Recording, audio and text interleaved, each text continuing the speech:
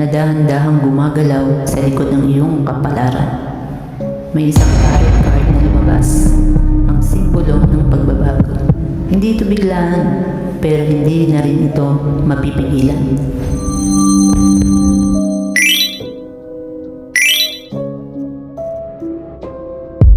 Five of Swords reversed. Devil. Six of Cups reversed.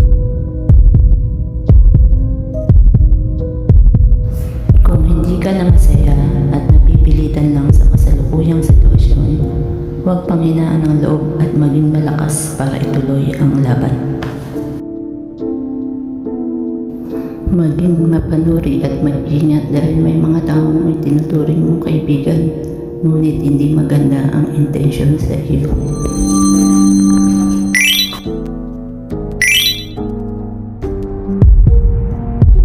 Four of Cups. Ace of Cups. Page of Swords. Kung ikaw ay single, hindi mo pinapansin ang mga nagpapakita ng interes sa iyo. May handang mag-alay ng pagmamahal pero tinatanggihan mo. Ngunit may darating na aagaw ng iyong atensyon. Nasa iyo na ang unang hakbang kung gusto mong magtuloy-tuloy ito. Six of Swords. The Moon. Kung nasa relasyon, mag-ingat sa chismis. Maaari nito ang maging dahilan ng hiwalayan. Two Lovers. Magnovena o hingin ang tulong ni Saint Raphael, a powerful archangel known for healing, guidance, and protection.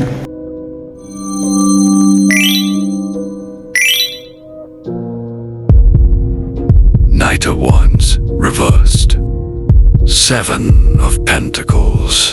Kung dati-rati ay hindi mo masyadong pinaghahandaan ang iyong future, ngayong 2026 ay nag-mature ka na at mas lalo pang magsusumikap para sa hinaharap.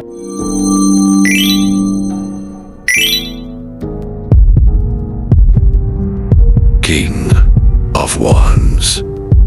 Aware ka man o hindi, may taglay kang talino sa pagiging malikhain. Maaari itong maging daan para sa kasaganahan.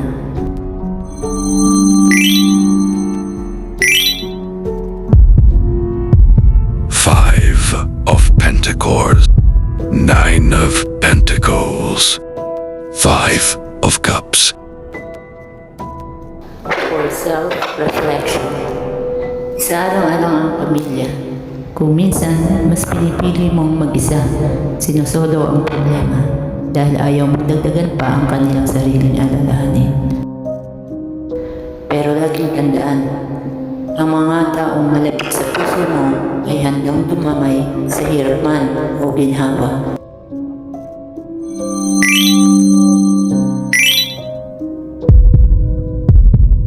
Four of Pentacles. The World.